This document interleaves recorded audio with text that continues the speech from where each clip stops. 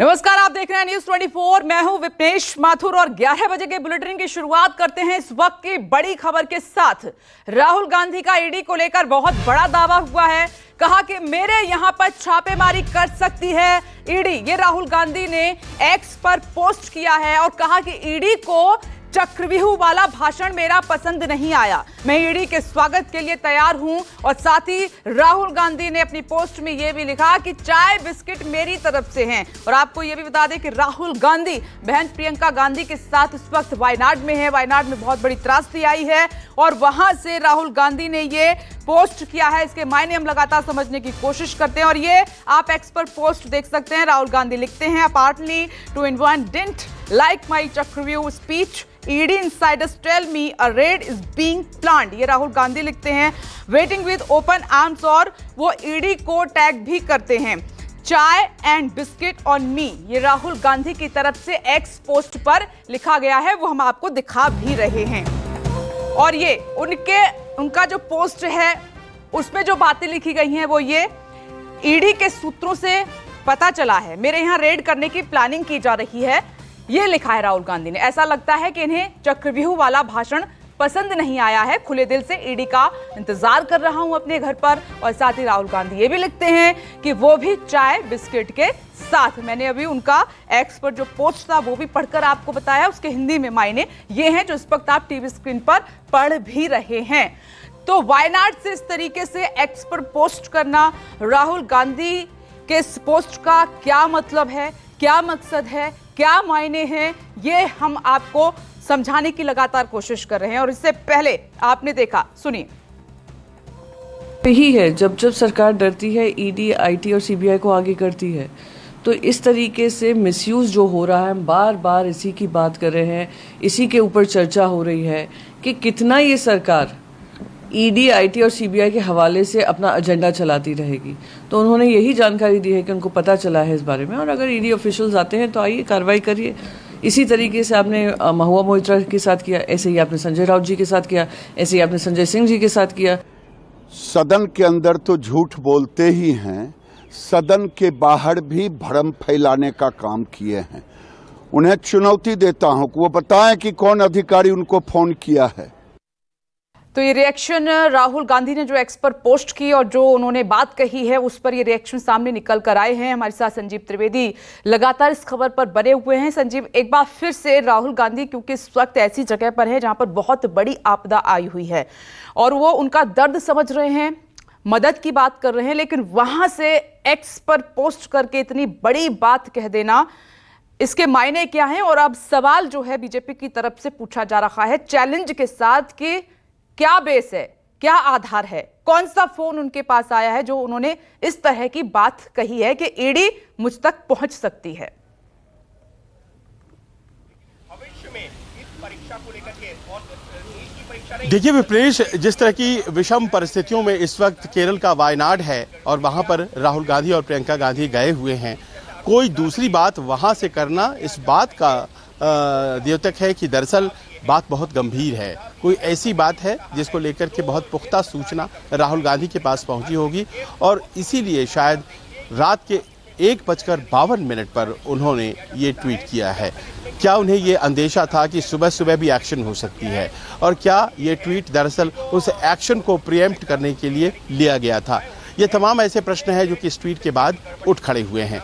आप अगर याद करें तो पिछले साल नवंबर के महीने में, साल 2023, ईडी ने 750 करोड़ की जो संपत्ति है AJL की, उसकी जब्ती के लिए आदेश निकाला था।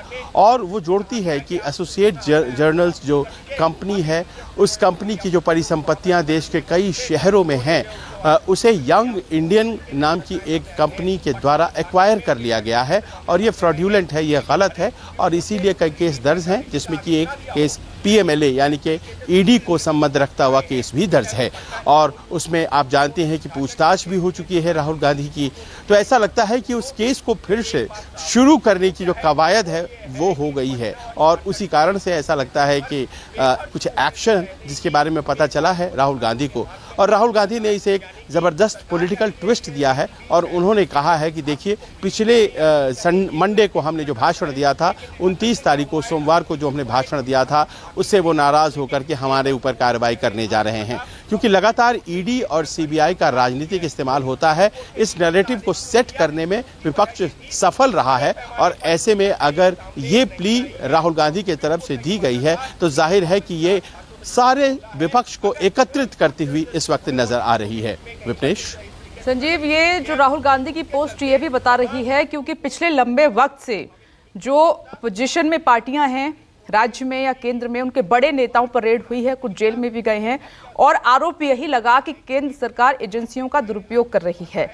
तो राहुल गांधी क्या इस पोस्ट के जरिए ये भी कहने की कोशिश कर रहे हैं कि जो भी नेता केंद्र सरकार की कमियां गिनाता है या फिर उनको सच्चाई का आईना दिखाता है तो उसके पीछे ईडी छोड़ दी जाती है, सीबीआई छोड़ दी जाती है?